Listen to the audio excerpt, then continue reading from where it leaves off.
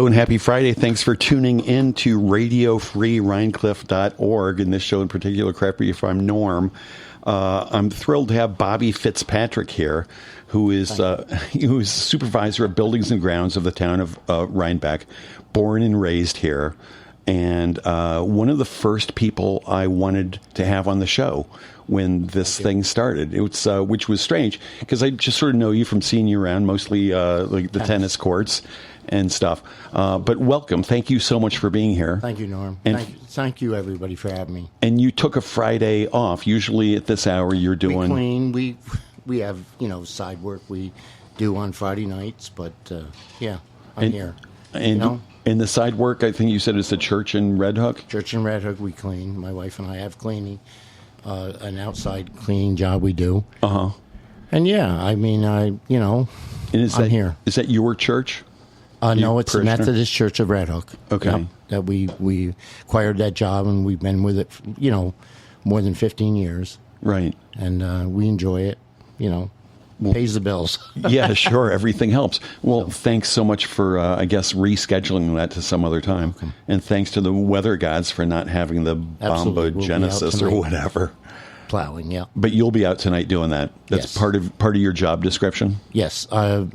Bob Wyatt's our superintendent of highways, but I pretty much do my own thing. I'll go in when I feel I have to. I do buildings and grounds. I take care of town hall, the rec, tennis courts, playground area, recycling plant, a dock here in Rhinecliff, and, used to do Cove Road, recycle plant, the baseball fields and soccer field and Stone Church. So I do, Oh my God! We plow a lot in the winter, and we take care of a lot in the summer. Well, I'm adding it up. That sounds like 80 hours a week. Pretty much. I do what I can. And 26 years. Hopefully you get good overtime. 20 in the winter. 26 years you've been doing that? 26 years, yeah. And 3 to go. And then 4 to go. 4 to go. Nice. 4 to go. And I want so 30 years, you get to retire. Yep. Enjoyed it. And we're like the same age, you and I. Yep. 50. I'm 62. 1959. Yeah. I was born and here in Rhinebeck, Northern Dutchess Hospital. What does retirement look like for you? Well, I'll do 4 more years. I'll get hopefully maximum Social Security and 30 years retirement, from the state. So looking forward to that. And then what will you do? I mean, instead of working 80 hours in a week at this job? I have property. I'll work on the property, and, I enjoy engine repair and cutting wood, keeping, tracking my property and what have you. But I do side work. I do, commercial pools on the side. So I'm looking forward to enjoying that down the road. Commercial, like opening and closing, and I do the gardens, chemicals woods pool. I take care of that. Oh, nice. I have what they call a CPO. It's Certified Pool Operator through the town, which I will use, when I retire and right. Pay my bills, my town and county tax, and my school taxes.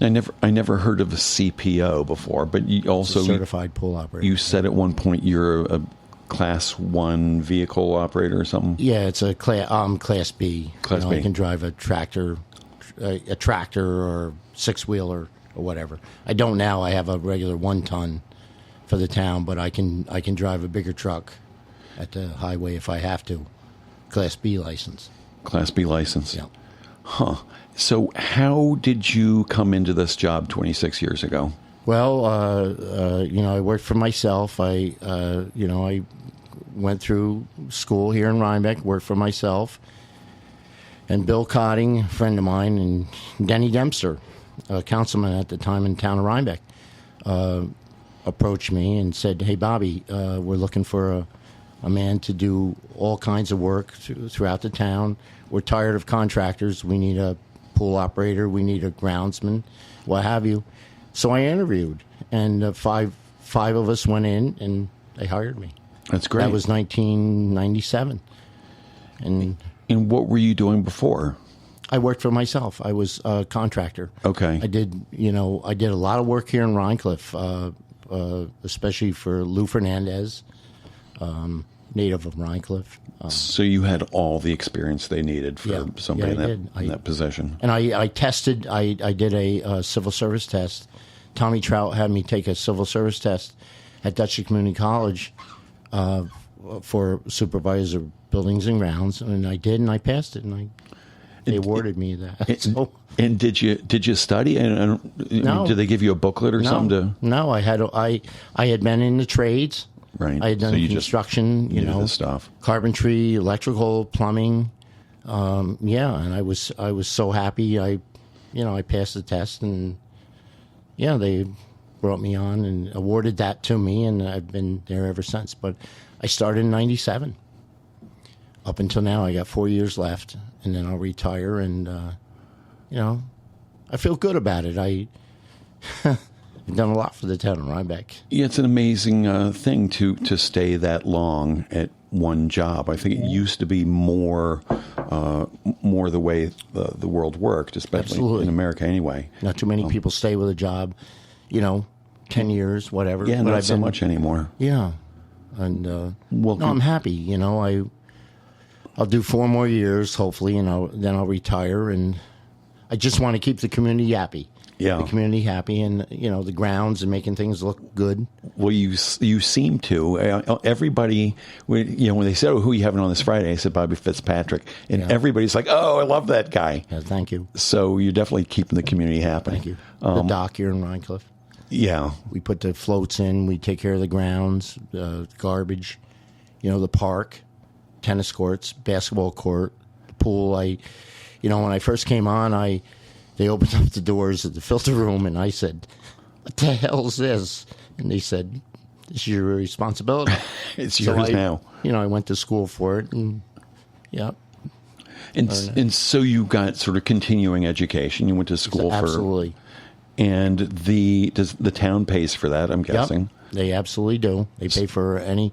I have to test every 5 years for the pool, and to keep my qualifications because of the size of the pool. It qualifies me to be a certified pool operator. My son also, Robbie, has that, and it's not only the grounds; it's town hall, Stone Church, ball fields, soccer field, and recycling. How old's your boy Robbie? You've got a couple of boys, right? Robbie is 32. Would you like him to fill your shoes when you retire? He was with me for a while, but he's now full time at the highway. Oh, okay. Highway, and so is my youngest. Oh, that's nice. Adam is 20. Adam's full time with highway, and I'm happy. Yeah. Yeah. So 26, and did you say Adam's 20? I got 4 more to go. I'll do 30, and then I'll have, my Social Security at 66 will be maximum. I'll have the 30-year state retirement. Right. So that's what I'm aiming for. And you born and raised here. You said that you were born in Northern Dutchess, where my son was born. Yeah. Like 18 years ago. Yep. And you born in 59. Yep, 1959. And went to the schools here until you graduated in 77? Yep. I originally started at the Masonic Lodge in Rhinebeck for kindergarten. That's north of the light, approximately a quarter mile. That was kindergarten. The Masonic Lodge? The Masonic Lodge was my kindergarten class. Okay. There was 2 classes in there. Then we went on to the Buckley School. Right. And that was the high school for the kids years ago. That was my first and second grade, Buckley School. And then we progressed to the Chancellor Livingston, 3rd through 6th. Now, that was the Vietnam War era. Yeah. And I can remember being out on the playground. It was... Now, you're probably too young to have been drafted, but old enough to know people who were drafted and maybe didn't come home. Absolutely. We were out on the playground, and one of my teachers. And when It was a tough time for us. They had a transistor radio, and he brought us all over, and he said, "Listen, kids, this is a Vietnam War." Oof. And we listened to the war in the background, and it was hard for us. Yeah. I remember that. Then from there, I progressed to the high school, 7th through 12th. It was. My family was a military family, so it was tough for me. So did you have uncles or relatives who went? I had a great uncle that was. I think it was World War I. He was killed on his birthday, and the VFW in Rhinebeck is named after him. It's a Fitzpatrick Chapman VFW. That's lovely. Yeah. And my father was in the service. I didn't have to go. I missed it by, you and I both know him, missed it by a few years. Missed it by a few years. Were you afraid of getting drafted? Oh, yeah. Oh, yeah. And you're too young to have actually been in the draft, absolutely. But old enough to look forward a few years and think, crap, that's my future. Yeah, it was 7th grade in the high school, and I remember a social studies teacher saying to the class, he said, you young men, you're going in. You're next. You're next. Yeah, he got it. I went home that night, and I said to my father, I said, Dad, Vietnam, and he said, Bobby, I don't want you to go, because he was in the Korean War. My dad was in the Korean War, too. Jet mechanic in the Korean War. My dad was Navy. Yeah. And he said, Bobby, I really don't want you to go. And I said, Dad, I'll go if I have to. Yeah. And it really it was a tough time for us. Yeah. As younger people. It was. And that brings me straight to this. I see this bottle of Jack Daniels sitting on the table. I'm like, I could use a drink now. Absolutely. It's a tradition. Bobby Fitzpatrick brought a drink for us, and it's Jack Daniels, one of my favorites. Should I serve myself? Absolutely. Thank you so much. But, I tend to... And so did you argue with your dad? Like, I'm going to go. No, he pretty much said, Bobby, I don't really want you to go. I've been in wartime, and I said, Dad, I'll go. I'm ready to go at any given time. I had a lot of cousins in Vietnam War. I remember my cousin from Tivoli, Freddie Gruntler, came home during the Vietnam conflict, war, whatever you want to, what it's called. He brought a slideshow back to my aunts and myself in my house, and he showed the jungle and the war at that time, and it was hard to deal with. Yeah. And we knew we were next at our age group. Yeah. Well, cheers. Here's a toast to the luck of the draw. Absolutely. And the years we were born. Wow. But the war ended, and I graduated from high school, and I moved on from there. Were you a good student?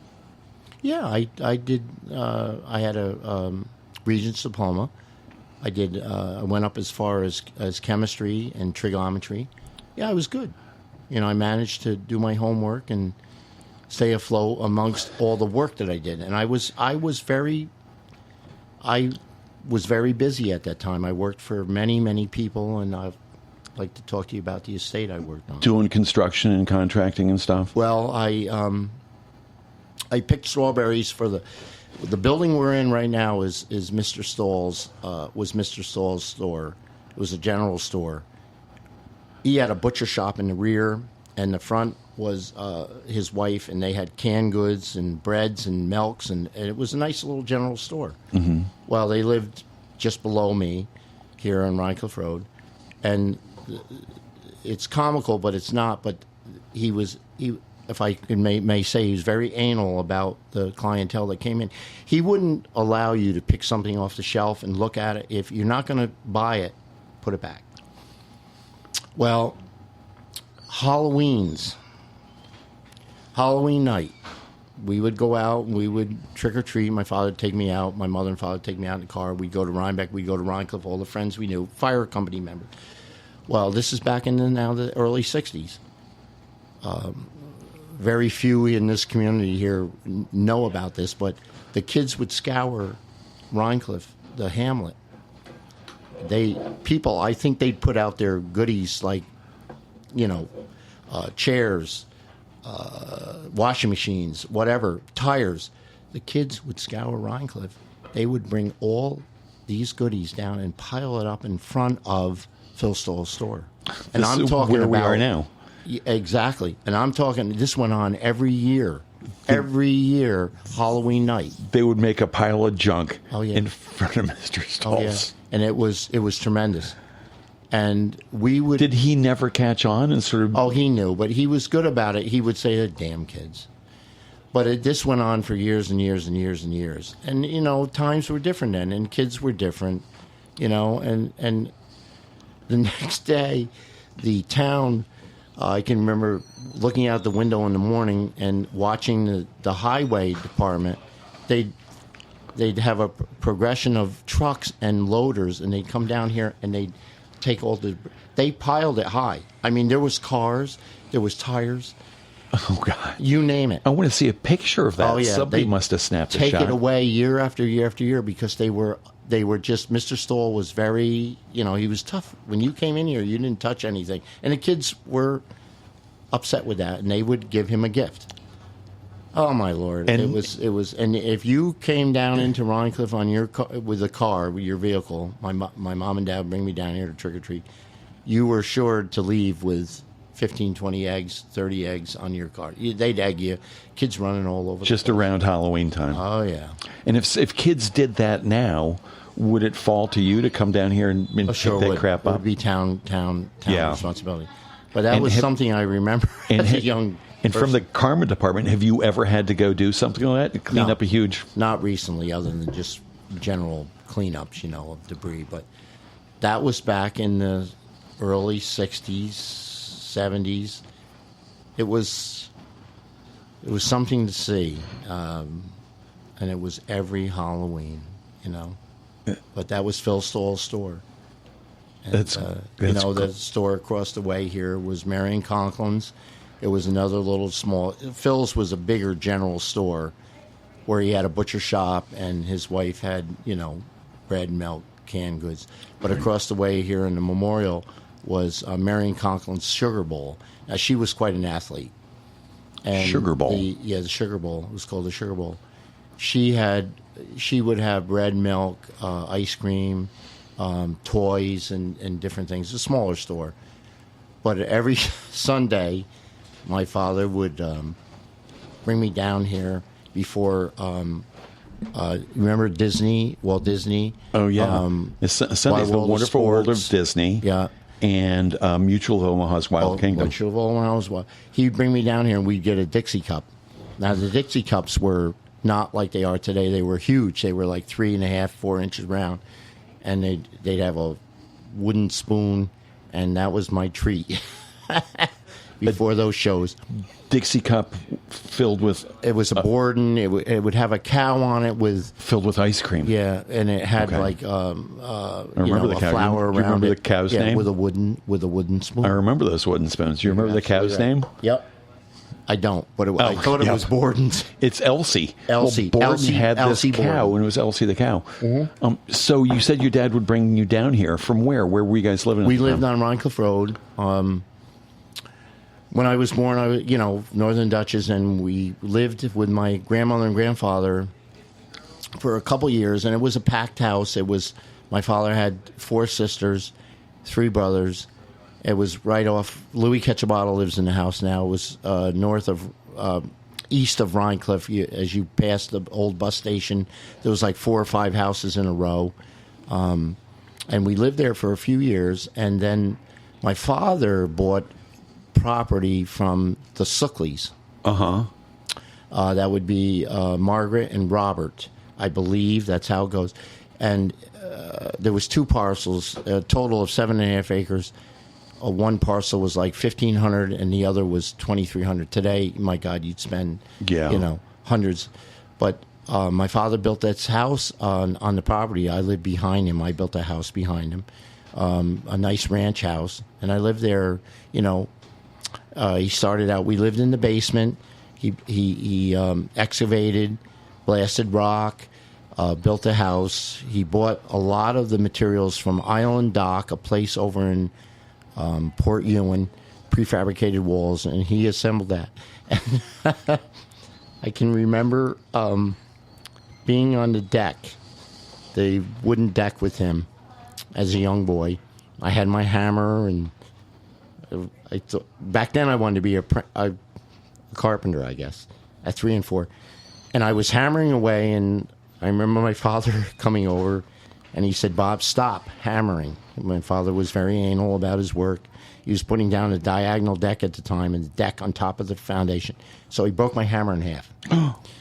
And my mother came out, and I started to bawl, and she said, "What's wrong?" And my father said, he won't stop hammering. So I wanted to be apprentice back then, carpenter, And that was age 3 or 4, you said? Probably 3 or 4, yeah. So here's my little hammer, my little tool set, and that was the end of that. But we lived in the basement of the house for a couple years.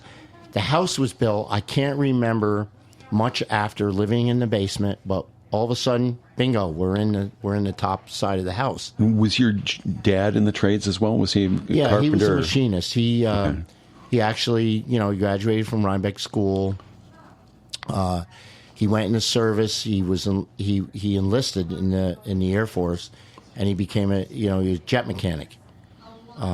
You either went in as B-52 mechanic at that time, or a fighter jet, which was the F-86s. My father opted to go with the F-86s fighter jets, and he was in Texas on a tech school. Later on, stationed at Long Island, West Hampton, and it was a fighter establishment, West Hampton, Suffolk County Air Force Base. And from there he went on to Schatz Federal in Poughkeepsie, where he was a machinist and worked on automatic screw machines, which is a machine that makes the rough part of the bearing.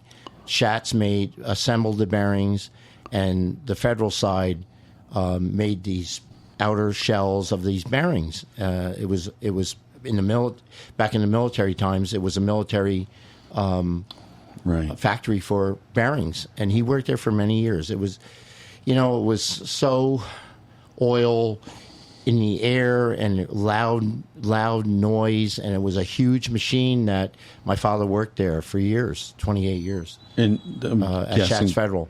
Probably without ear protection or anything like that. Absolutely, there was no, when my father passed. OSHA. Yeah, he had he developed a colon cancer, and we still feel that it was, work related. It was cutting oils, and probably so. I got to go down there at one point and see, walk through the place, and it was a heavy duty factory. He was part of the UAW, the Auto Workers Union, and but he went on strike at one point. And he got a job locally in Berrytown on an estate in which I sooner or later went to as a young boy and got a job. Oh, nice. And what estate was that? That was the Delano estate. I speak about that a lot.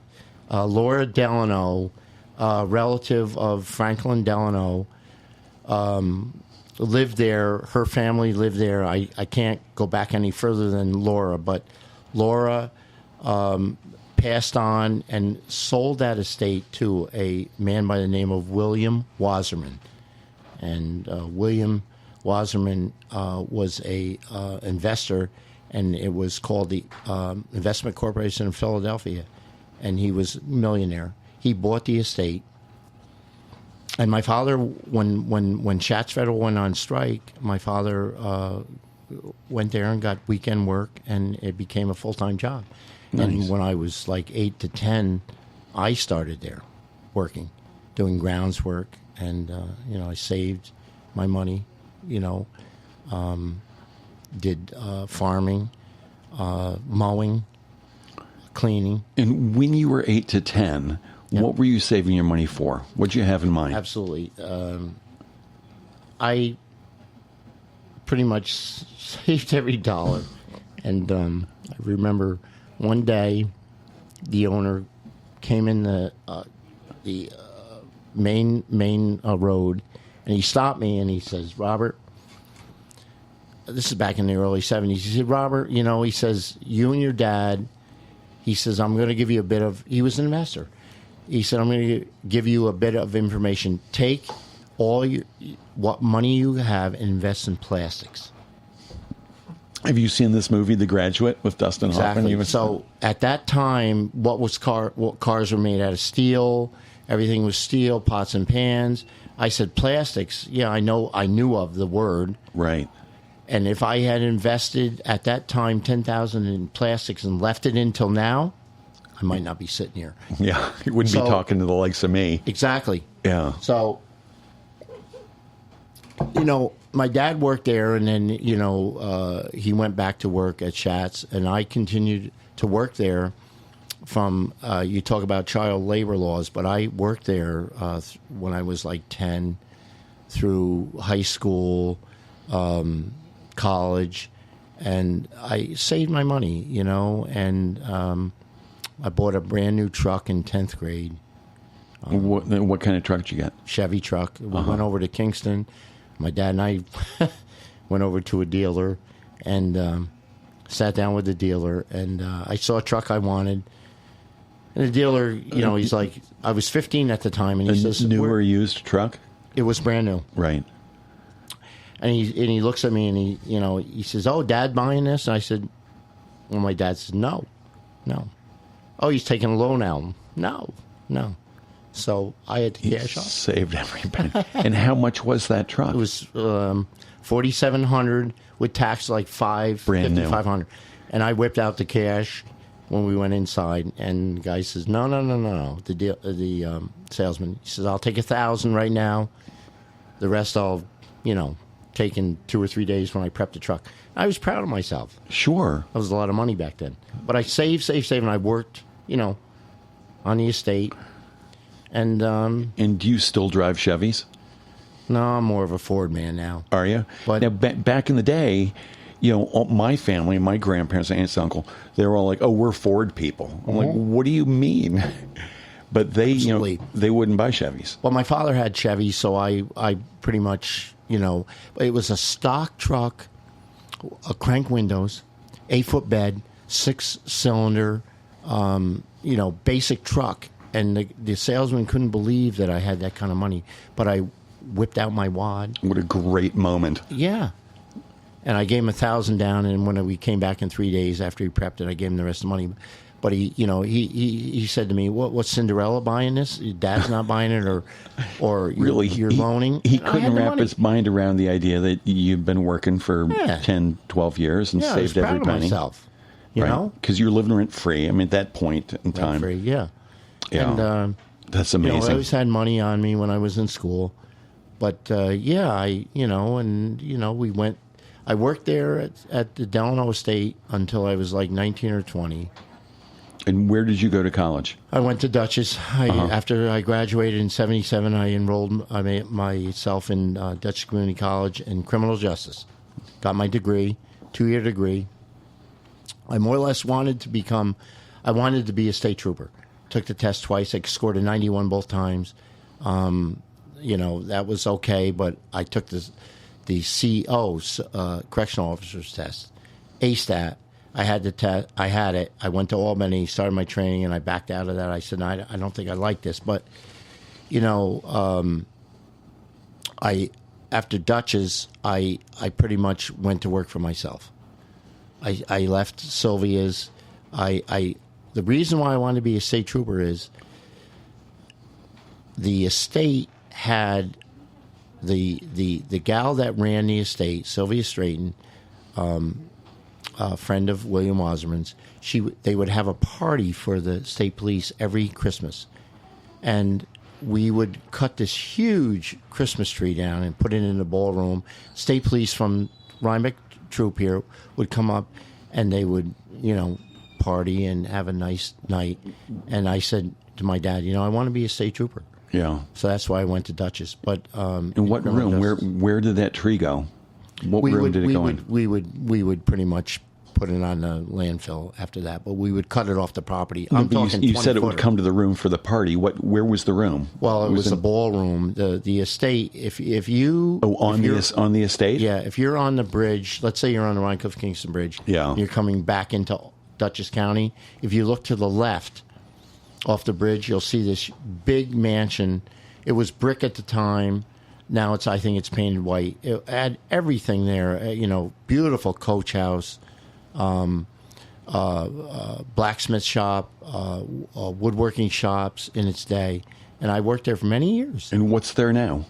It's been changed hands so many times. I haven't been back. I want to take my family up there to actually try to go in and show them the mansion, my youth, my childhood. I spent a lot of time there. And are the kids interested in that at all? Your youth My and sons your childhood? are. Yeah, my family would like to go back there, but like I say, it's changed hands so many times for millions of dollars. Yeah. And I refer to it as the Delano Estate. I spent a lot of my youth there, from 10-year-old to 19, 20. And it went from River Road right down to the river, Absolutely. right down to the tracks. Absolutely. Plowed in the winter. It came on to when Mr. Wasserman got up in age. He gifted Sylvia the blue house. You'll see it from the road as you're going to Bard on the left-hand side after you pass through the bridge approach light.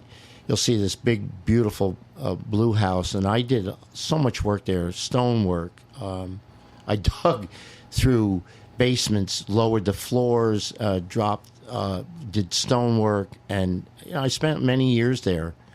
I had nothing else to do, and I enjoyed making money, and I wanted to, my father said, you want to make money, work. So that was where I spent my time. Solid advice. Yeah. But also, it turns out at the time, invest in plastics was probably solid advice as well. If I had done that, if I had taken that advice, But yeah, so after that, I went to work for myself after I graduated from Dutchess Community College. I worked for myself, and I started doing stonework, a lot of carpentry, and I worked for a fellow here in Rhinecliff. He had 2 or 3 houses he was renovating. Is Luis Fernandez. And I spent a lot of time. Luis kept me busy. I learned, I had done a lot of sheetrock work, taping, framing, electrical, and we did over many, many houses here, 2 or 3 homes, and a lot of time invested in with Louis. And I was, happy to have the work at that time when I was working for myself. I did a lot of roofing in the area, a lot of additions after I left Dutchess and worked for myself. And paid my bills. And it's satisfying work. Yeah. At the end of the day, you look, it's like, wow, I just Absolutely. rocked this whole room and Absolutely. Just put a new roof on. It's Absolutely. You stand back and you see what you've done. Yeah. But I want to touch on one thing with Cardinal Military Academy. Cardinal Military Academy, which was located, it was Holy Cross years ago. But the when I was young, it was the military academy, and they would have they would practice the band, and I would hear the band through the woods from my house all the way down. And during Memorial celebration, when the fire company assembled here in Rhinecliff, the group of young cadets would come here, march, and they would echo a song back and forth from up on the hill to Marion Conklin's, the military academy, and the cadets would march with us, and they would play many, many songs, and it was really, it was very, very pleasant to see that group of young boys, the military academy here in Rhinecliff. Right. And did you ever play an instrument yourself? No, I didn't. But it was taps they played, and they would echo the taps. One would be here by Marion's. One would be up by the Catholic Church. That's amazing. And they would march with us. I wasn't in the fire company at the time, but that was the military academy. And when did you first join the fire company? 1984. And how did that come to pass? It sounds like your place been full the whole time with other stuff. Yep. Henry Barron's, he hasn't been a lifelong resident here, but he moved from Germany here. Himself and Rich Kipp approached me. They were selling tickets for, I think, an event at Rhinecliff, and they came to the house. They said, Bobby, would you consider joining the fire company? I said, sure. So I did. Nice. At the time, Roger Van Wagner, a lifelong resident, he lived in the library in the apartment. He controlled the fire company, if you will. You didn't take the truck out. You didn't do drills. You didn't do this and that without Roger's approval. So, I joined in 84, moved up the ranks pretty quick. I was captain, and then I was first assistant chief for 16 years. And then I was chief for 2.5 years. Bill Conning took over.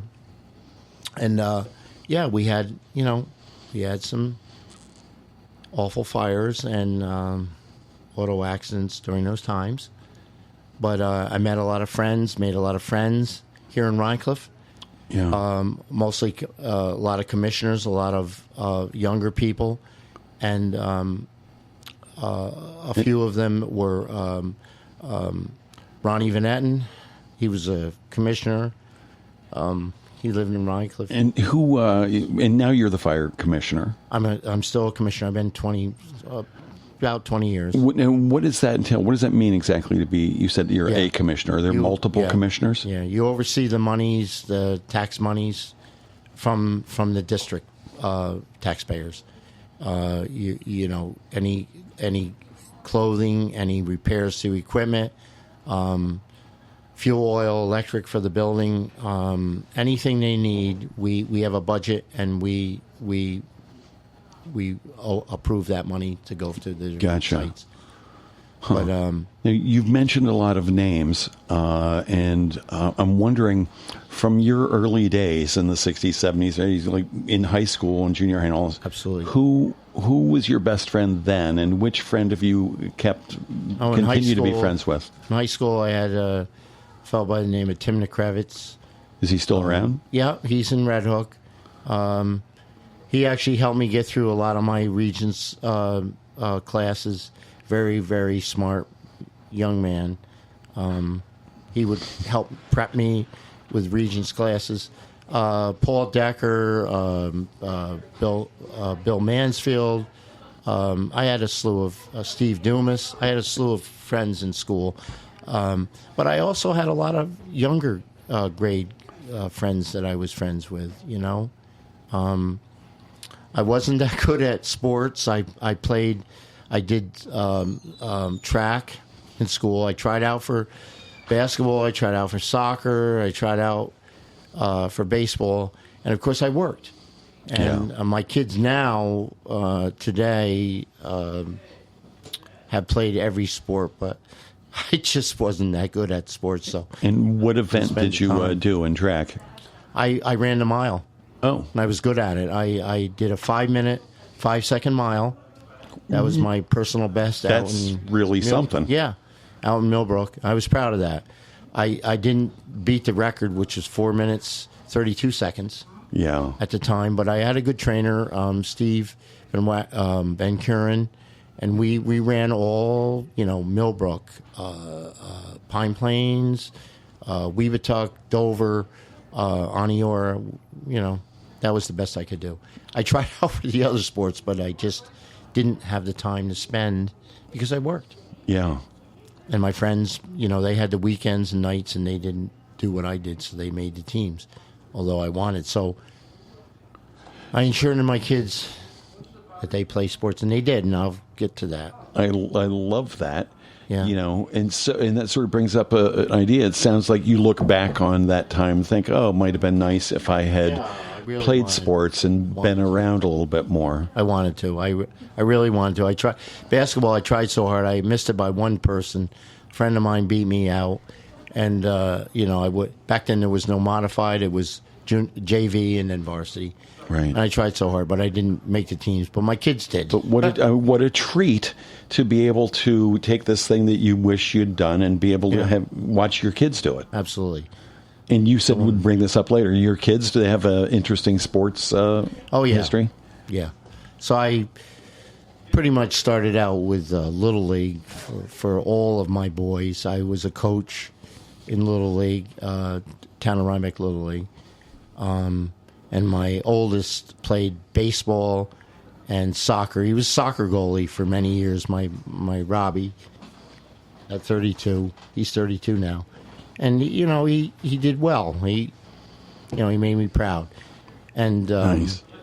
Then my Sean came along. My Sean now is 26. He was awesome. Did he play soccer as well? Oh, yeah. Yeah. He played basketball, baseball. And tell me again the ages of your children. I got 32, 26, and 20. Amazing. What a treat. And did they all graduate Rhinebeck? Absolutely.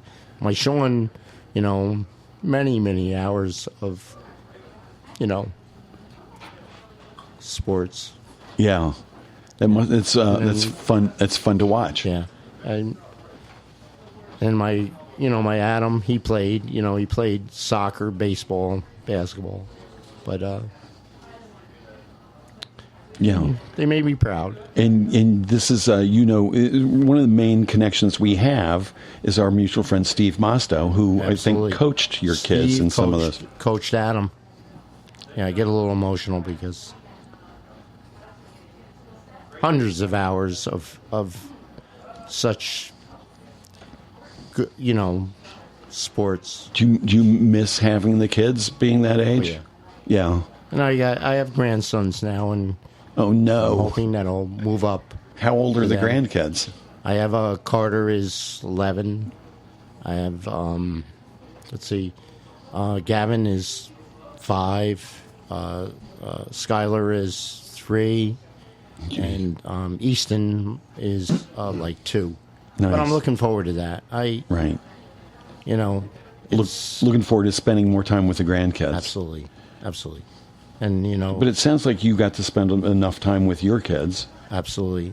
That's great. And hundreds of hours. And hundreds of hours of going to baseball games all around, soccer games, and especially my Sean. Right. And how did you, your wife, you've been married, I'm guessing, a long time? Yep. We met, I think she was 19 and I was 20. Went to a party on Rhinecliff Road. And I ended up having to take her cousin home that night. And her brother had said to my brother, hey, Wanda is interested in you. She kind of likes you. So I went up to her house on Rhinecliff Road, picked her up. We went out for a date. Just like that. And it was history after that. How old were you when that happened? She was 19 and I was 20. Of course, I had my brand new Camaro. Oh. And we've been together ever since. So 20, so it's like a 1979 Camaro. Absolutely. Say. Absolutely. It was a gorgeous, gorgeous car. Oh, God. I ordered that in 78 from Ron Prince. And did you? Oh, my God. It was one of the best sports cars in Rhinebeck. I thought at the time, LT, limited touring. Bought that, of course, with cash. What kind of engine? It was a 354 barrel. Uh-huh. Automatic.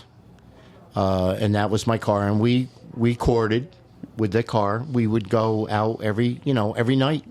And where would you go? When you're 20 years old? We went around town. I'd take her out to eat. We would go down to Easy Street in Hyde Park on the weekends. Easy Street back then. and we would get front row seats for Northern Star. It was a band, and we would come out of there and go home. I'd take her home, but I mean, Wanda and I, I don't know. We've been together so long.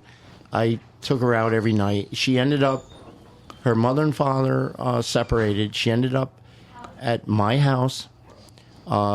She had her own room. She lived there for years, and then we built our house behind my mother and father's place. When you got married at some point in there? Got married. We got married at the Catholic Church in Rhinecliff. How'd you propose?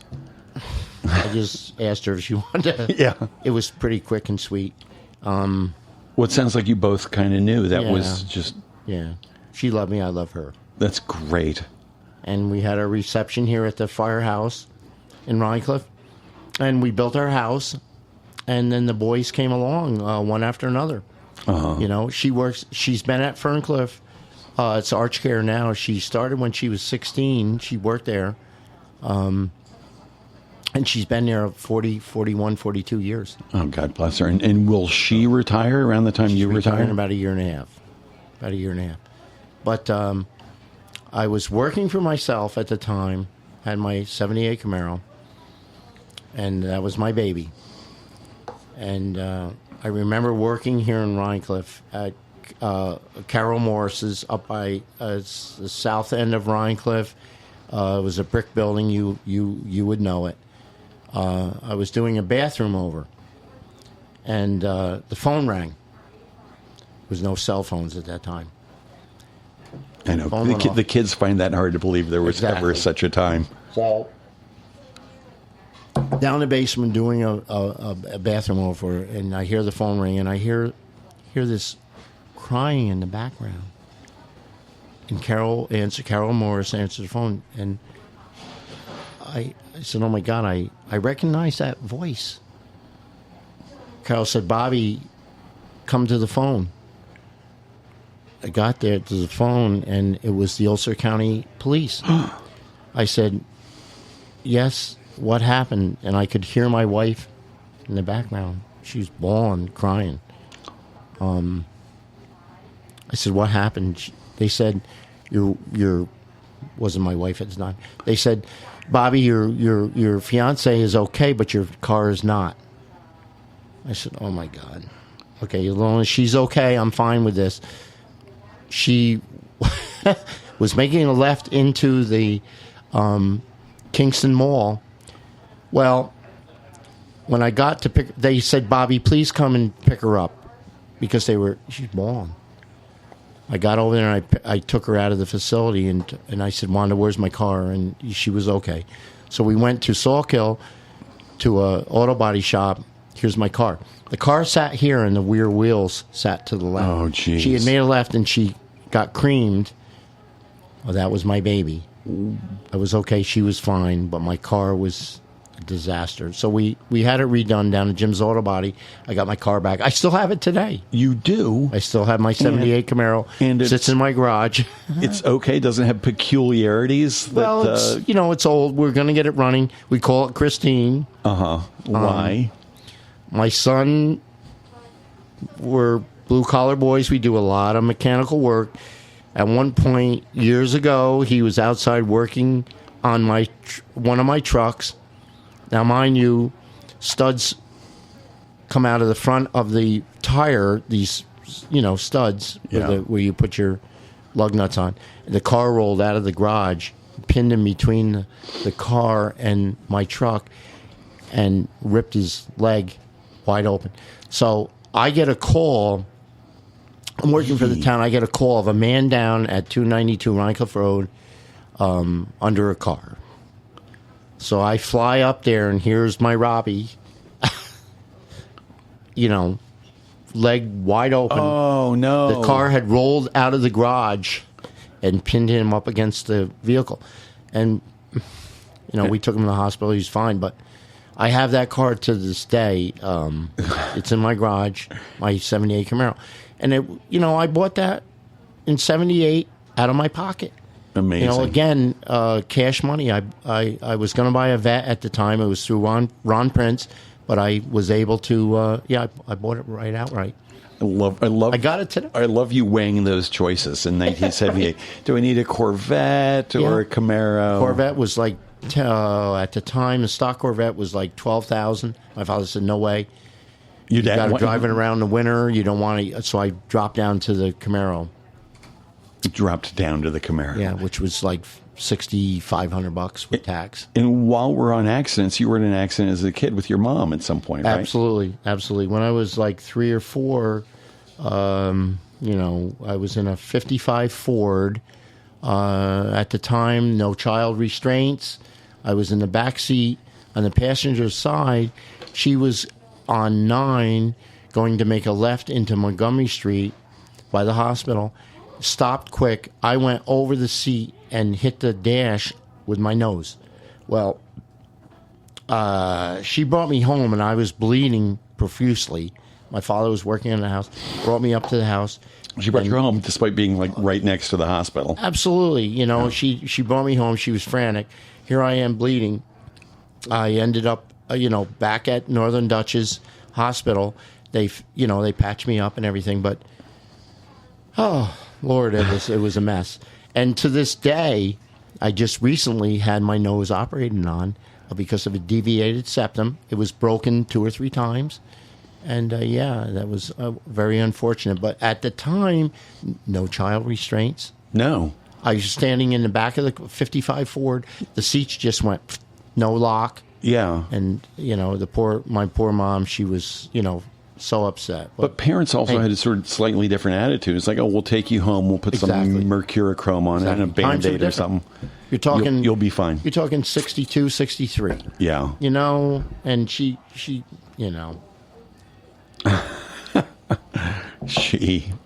But,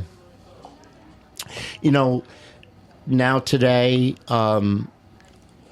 in '97, after working for myself and my friend Bill Cotting, Denny Dempster, a councilman at the time for the town of Rhinebeck, they asked me, Bill asked me, he knew my qualifications. He said, "Bobby, looking for a man to do all rounds, grounds, and what have you, and we want to get away from contractors." And I was interviewed, and I took the job, and I've been there ever since.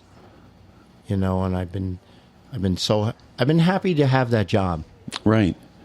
It's good. And it keeps you connected to the community that you grew up in. Yes. But in a much more sort of giving way. I mean, you're taking care of this place that we all love so much. Yes, the dock. I think I said in one of the social media things, the man who keeps Rhinebeck sparkling. Thank you. Which is not really an overstatement or puffery. Yeah, I got my heart in it. Yeah, well, thank you so much because we all enjoy that. Thank you, Norm. And so, having grown up here and lived here now, you know what?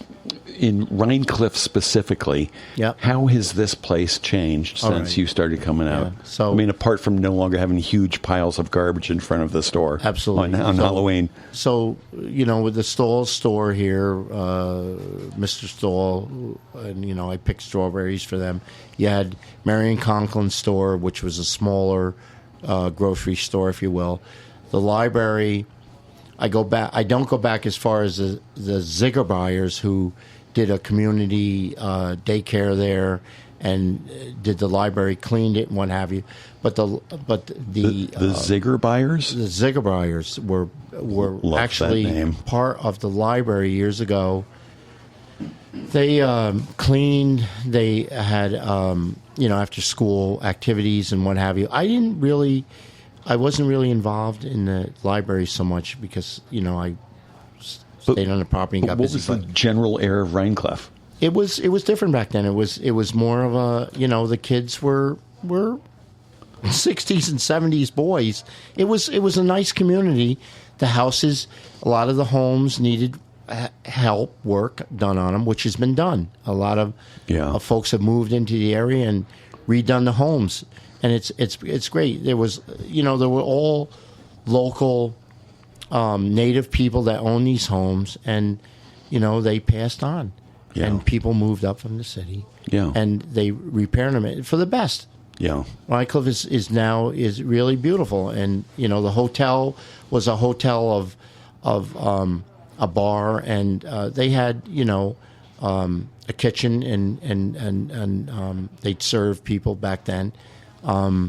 Did you used to go there to the hotel? I would go there only for like a Christmas party. My mom at one point worked on the hill. There's the old school. That was a Rhinecliff school. Yeah. And they converted it into like a factory of sorts of manufacturing. My mom worked there early years. It was called Controlled Methods. And what did they make? Norm, I know they manufactured either wire components or steel parts or whatever. But she worked there for a few years, and we had a Christmas party at one point down at the hotel in Rhinecliff. I remember being there as a youth. But the other thing I remember about Rhinecliff was Holy Cross. Right. And beautiful, at one beautiful point, campus. Yeah, the campus.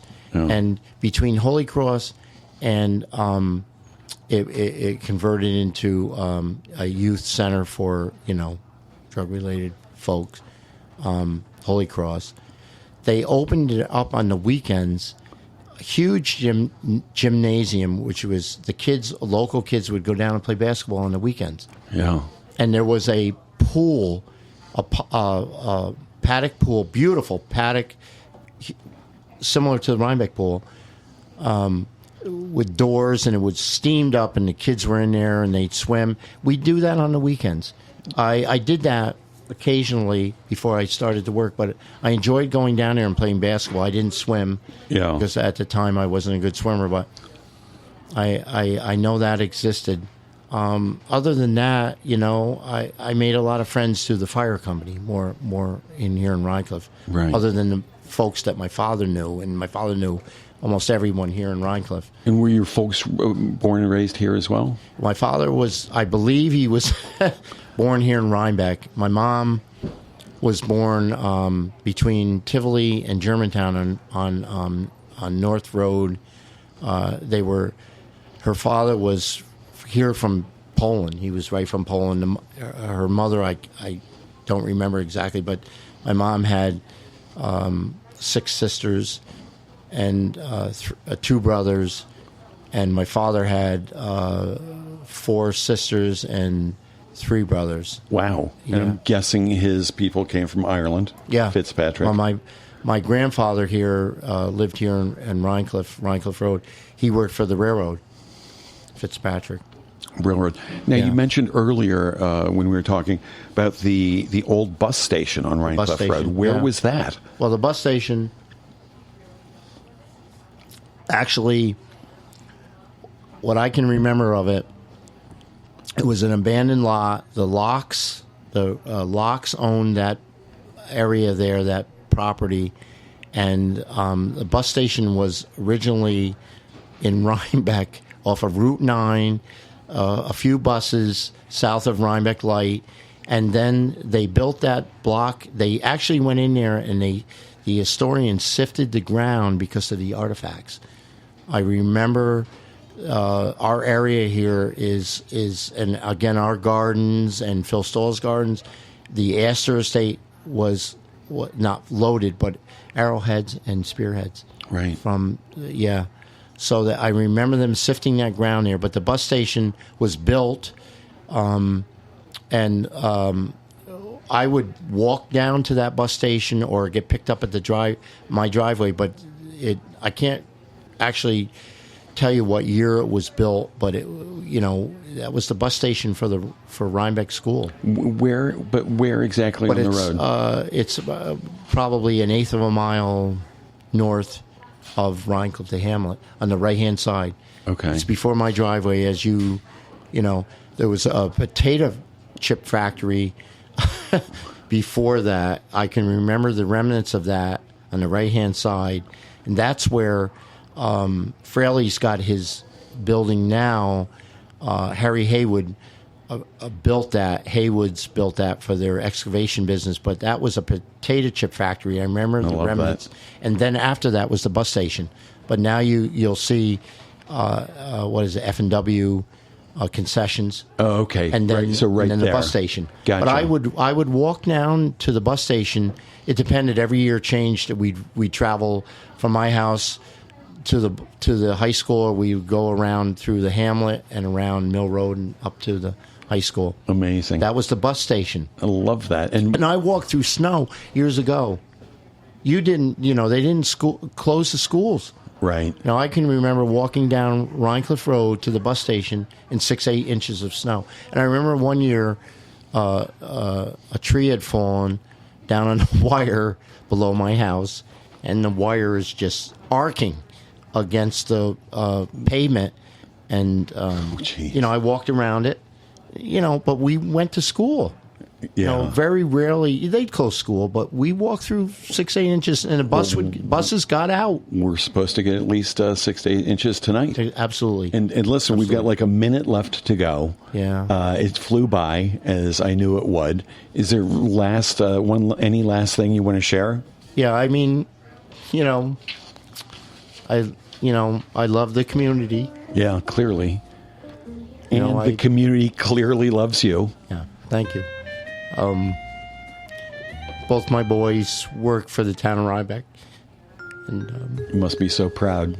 yeah, Well, thank you so emotional. much for being here, and thank you so much for making the community as beautiful Thank you. as it is. thank you. I did my best. I like the area. I'm glad I stayed here, and I have my property, and I enjoy the area. I enjoy the Well, I'm people. glad you stayed here too, and Thank thanks you, again Norm. for coming. Thank you, everyone. Bobby Fitzpatrick was here tonight. Everybody have a wonderful Friday. Stay safe. Enjoy the snow if you're into that. welcome. And thanks for tuning in. Good night. Thank you.